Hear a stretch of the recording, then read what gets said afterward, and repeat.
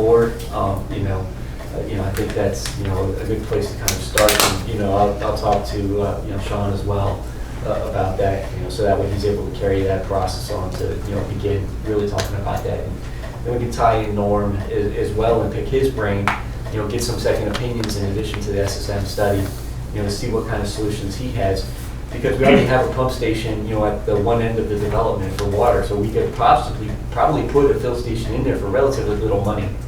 And possibly, I don't know, put a, larger holder tank with another, newer well at the top end of the development to also, serve that feature. That way our residents in Pearl Crossing, do have adequate fire. But, it's something for the group to come together and come to an agreement, because, I think this is a community problem, and I think coming together as a community not only will save money for our taxpayers, but also, ensure that we're doing a solution that everyone's okay with.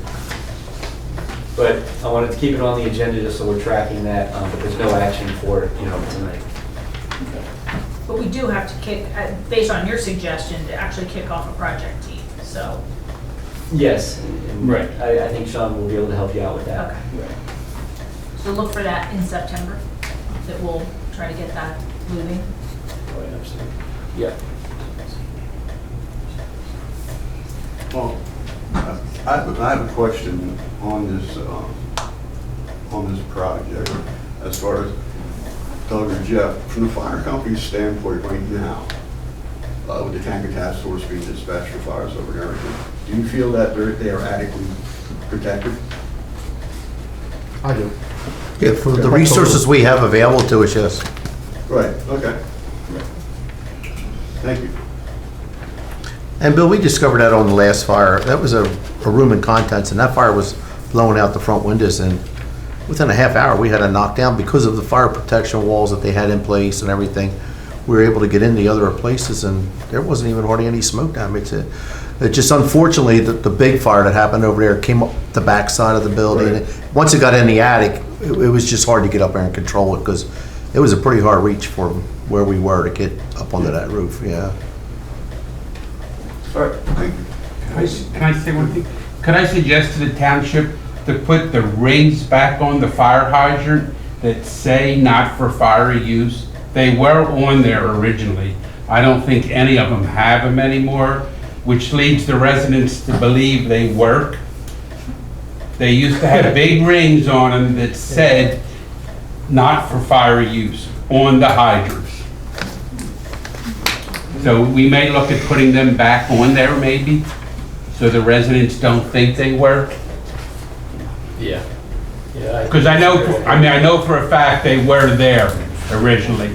I talked to Steve Heller about this before, and he told me the same thing. They used to be on there. For some reason, they keep disappearing. He's not sure why. Nah, I don't know either, but they were there. You know why? I think we can work that one out. What was it? What? Why was it? I think we can work that one out. Kids, come on, kids steal Are they everything. easy to get, the rings, these fire rings? The kids? I don't No, know. the. What is it gonna Is get? that what you said, the kids? Oh. Yeah. But are they easy to get, these fire hydrant rings that say not for use? Yeah. Yeah. I mean, can I order them on Amazon? Probably. Probably should, how much you eBay. When I talked to Steve, But I he feel said like this about came the up before. rings or even painting them. He said there's a certain color you paint them, or something like that. But it was just, so it was a discussion that I had with them. Yeah, because I know they were there initially. Over the years, they're gone, and then that leads to people to believe that the fire hydrants work. If there's a big old ring that says this is not for fire use, now they should know, because their homeowner's insurance is based on not having fire hydrants. Right. So they all should know, but most people don't read the fine print. The concern that I had heard whenever I was over there that night was that there was a post on that HOA Facebook page saying, make sure you shovel your fire hydrants. So, I mean, that leads to people Yeah, well, believing. that was the homeowners association Right, I'm project. just saying, so. It wasn't that's where the township, or should have been the township, let's put it that way. Right, right. What are the hydrants for? If they're actual hydrants and not just like a garden hose connection? In the beginning, they were part of the fire suppression here for the fire service. But now they don't have a pump that'll keep up with the flow, is that? There's multitude Sorry. of problems. When they started adding on, it became a nightmare is what happened. We ended up having a lengthier run. The pumps couldn't keep up with it, and then there was a problem with the houses. The type of line that was going into the house couldn't handle the pressure. If they turned the pumps up, it would start popping valves in the houses. So it had to be regulated at a certain pressure.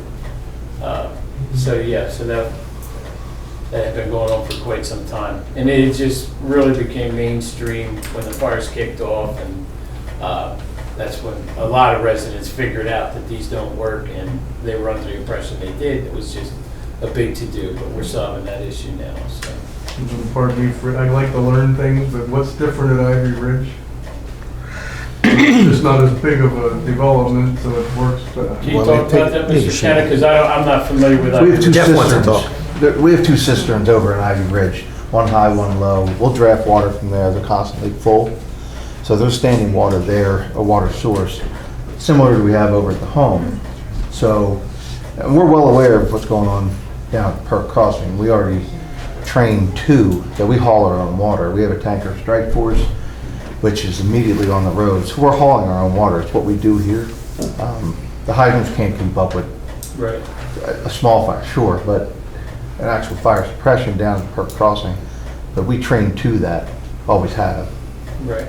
Just to add to that, what it is two 18,000 or 20,000 gallon tanks that are implanted in the ground that are fed off their water system. They do it slow to replenish it, but we have 20,000 gallons to work with right off the get-go, which is an awful lot for a house. If you can't put a house fire out with 20,000 gallons, there's a problem. Need more training. Train. We're getting I it. don't believe we're the only community that uses the tanker task force. No. No, it's There's a bunch of countywide. others that end up using it as well, because we're rural, so, yeah. All right. No, I just want to say, Steve O'Neill, Hey, Deep Creek, Steve, I'm sorry. that's all right, they're $10. The rings, they're $10, you just go on. They're $10. Yeah, fire hydrant out of service rings, $9.75. There you go. It's what I was wondering on Ivy Ridge, they have hydrants?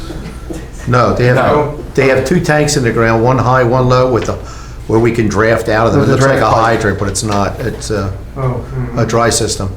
Right. And we also have it at the cottages in the Frederick. I was just under the impression they had hydrants. Okay, never mind. It's okay. Any other questions? No? Professional engineer RFP. As many of you know, we went out for RFP for our engineer. And basically what we've discussed, just to make sure we were still being competitive, just basically watching your money for you, making sure we're where we want to be. And what I've quickly found was LTO is exactly what we need and what we wanted. So I think what we're going to do is continue to work with LTO as our professional engineer here. Want to add anything to it, Ms. Lisa? No. Appreciate your service Thank you. and your knowledge. I know you were worried, Norm, I'm sure, right? Faust Road Paving Project. Mr. Norm, you want to talk about that? Sure. As everyone is likely aware, we've got a project going on Faust Road that actually involves two separate sections.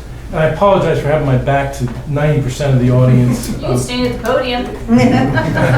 We do have to start using that. Should I go off? That'd be great. Okay, sure. We'll do. I actually think it's an important topic because there's a lot of questions that came up on Sure. the Well, I have Facebook page. those, So yeah. we want to make sure we answer all the questions and that the recording picks them up Okay. clearly. Sure. So, as everyone is likely aware, the Faust Road project will be started shortly. I'll give you timelines, I'll answer all the questions. But there'll be two parts to the project. One section of Faust Road will be Big Road, Route 73, up to where we finished the project last year, which was down by Scioto Creek, and then from Little Road up to Southbridge Station. Okay, so went through the bidding process, awarded it to a low bidder. And I'll just get to some general stuff first. And Aaron was nice enough to send me a list of questions that were some concerns for residents, and hopefully I can answer them. Many of them are repeats or have the same answer, but I'm sure Aaron just was comprehensive in his response. So the project will actually be starting on Monday with, we marked out some trees that need to come down for swales, pipes, inlets, work that's going on, and project completion is required by contract for November 1st. So I anticipate roughly about half the time will be roadside work, non-paving work. Actually, probably 2/3 of it will be roadside work. Swale work, pipes, inlets, things like that, the tree removal. And then the last half of the project will get into base repair, a tack coat, a scratch coat, and then an overlay. Okay. If I could, if you have any questions, if you can try to remember them, I'll answer them at the end. I think I will probably answer all of them by the time I finish. Okay, but if I could, I'll go through the questions that Aaron had sent me. Little Road has closures in Lower Frederick due to subdevelopment project. How will traffic to 729 South be impacted? I took this question in two parts. First of all, as far as the impact to 29 South from the work being from the Lower Frederick standpoint, I couldn't answer that. I don't know what we're doing in Lower Frederick on Little Road. However, as far as how that may impact Upper Frederick or Faust Road in particular, it will have no impact. And that's because one of the things that is required by contract of the contractor is they are required to maintain one lane of traffic without approval from the township. I go through Steve, the roadmaster, if there is a situation where we need to shut the road down. And that would largely depend on that type of work that is really being inferred by this question. In Lower Frederick Township, if we find there's some type of an issue, then we will make accommodations where we simply will maintain one lane of traffic at all times. I'll give you a first example. This coming Monday, we talked about taking trees down. That's a good example where traffic will be periodically stopped 2 minutes, something like that, 5 minutes tops, for the contractor to be able to fall a tree. He's going to probably put a backhoe up against it, push into the woods, we're good to go. However, if something were to go wrong, we don't want to have a lane of traffic going by at the time they're felling a tree. There's 12 trees coming down. I'm sure they'll likely have all the trees done in a day or two. But that would be an instance where we would stop traffic. Otherwise, if they're off to the side of the road cutting up a tree, they'll maintain one lane of traffic, and it'll be a very short distance. So likely he'll have someone out there either flagging or someone out there, and they'll be directing traffic, holding up for a second, something like that. And that is pretty common. Will Southbridge Station Road be impacted? There won't be any work done to Southbridge Station Road other than the intersection of Southbridge Station Road. And again, if the inference there is affected from a traffic standpoint, again, we're going to maintain one lane of traffic 90-95% of the time, probably 95 to 99% of the time. We just simply don't need to shut the road down. The only time, the other time we might do that is when we're paving.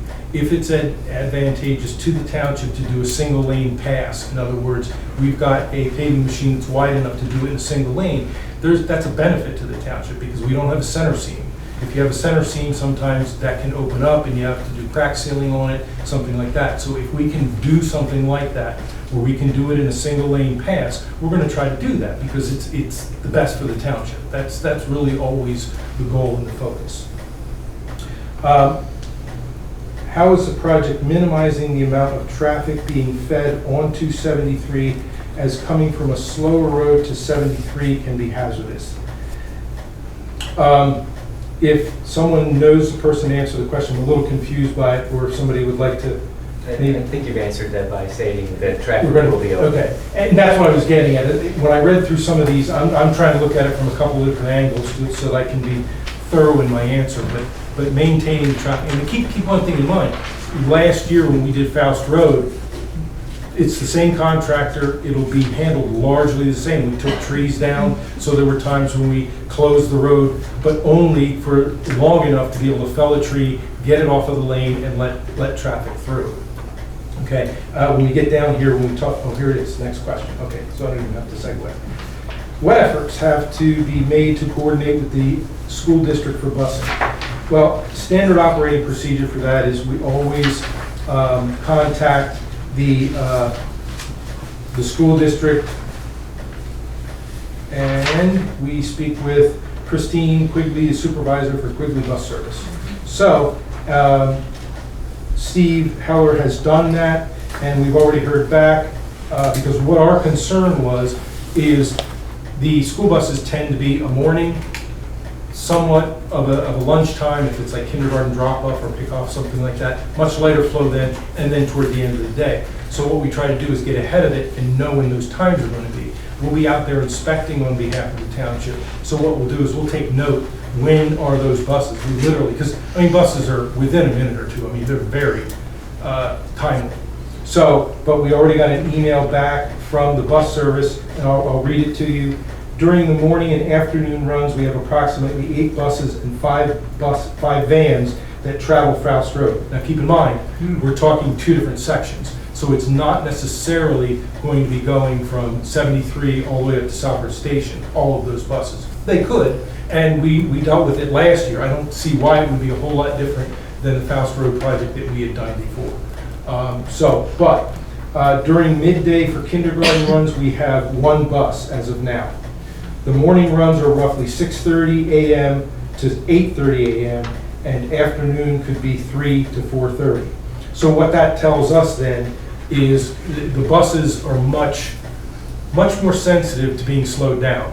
Okay, so what we try to do is we'll tell the contractor, whatever you need to do, and usually 8:30 in the morning is not an issue with the buses finishing up, and we'll tell them, get your stuff squared away, do your staging, get ready, and then at 8:30, we'll know what the last bus is. When that bus goes through, they can have more liberty to do what they need to do, whether it is, doing some trenching alongside the road, because often the reason you might, and we typically don't even shut traffic down for this, but let's say we're digging alongside of the road and you've got a backhoe that has a truck in front of it that he's cleaning out a swale and then dumping into the truck. Well, that truck's going to get filled up, it's going to pull out, it's going to come in. Usually we'll stop traffic, let that truck in, let that truck out, let the next one in, that kind of thing. But again, you can imagine that doesn't take a lot of time.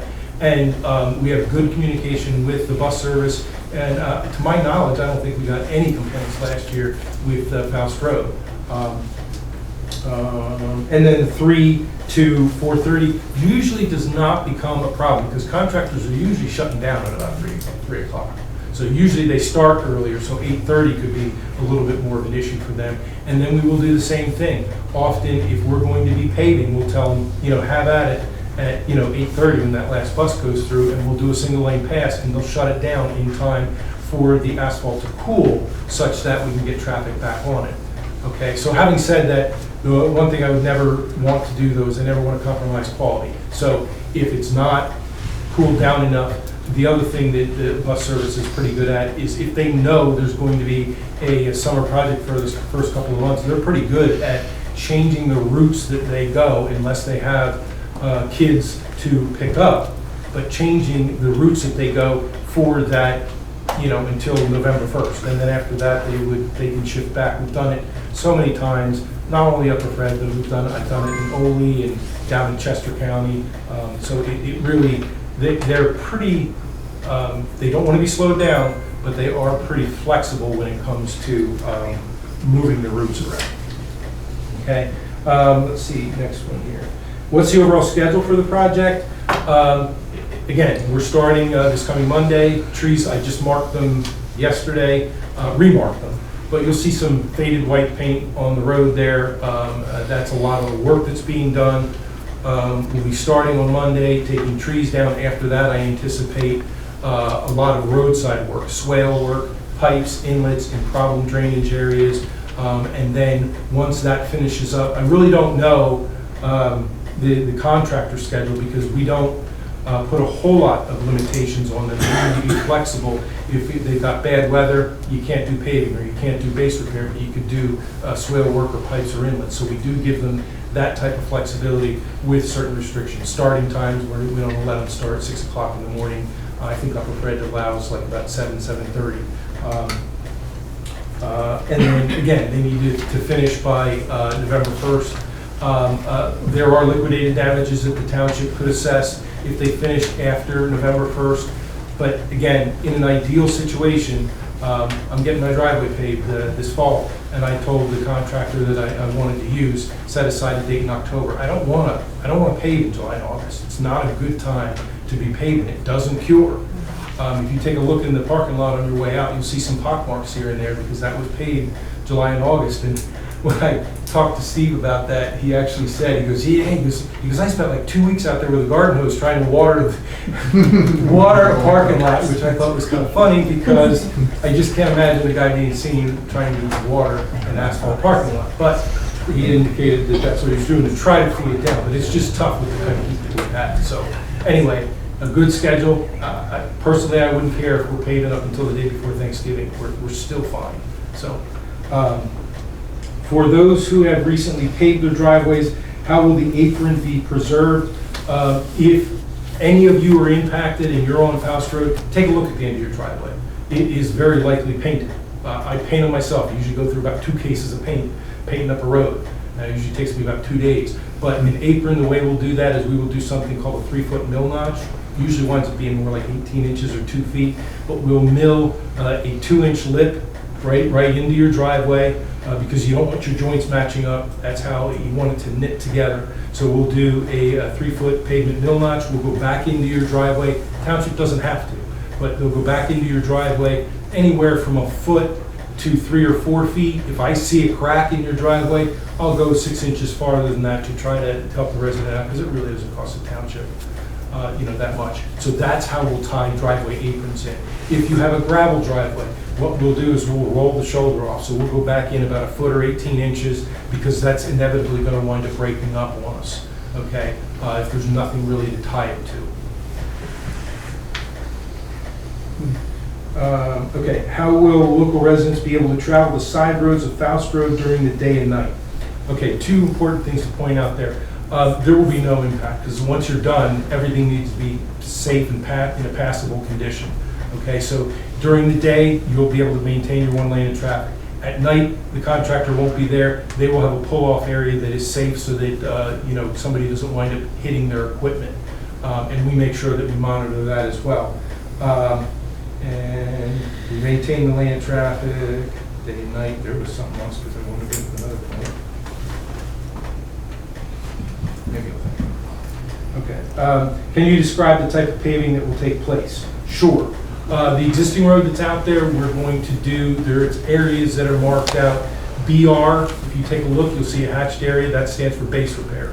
That area is where the base has failed. We're going to mill down 3 inches, and we're going to put in 2 lifts of a 9.5 millimeter, which is a wearing course. Okay, that will get brought up to that elevation, and then it'll get sealed with a rubberized seal coat. After that is done throughout the road, which there's a lot of base repair that needs to happen on Faust Road on both of those, then we'll put a tack coat down any existing surface. You really want to tack coat it to make sure that your material sticks to an existing surface because all the road salts and oils that are on there, it's not going to stick as well. And then we have, I don't know how many ton of 9.5 millimeter. We're going to scratch a crown on the road. Much of Faust Road does not have a crown. We'll come in a foot from either side. We'll open up the paving machine and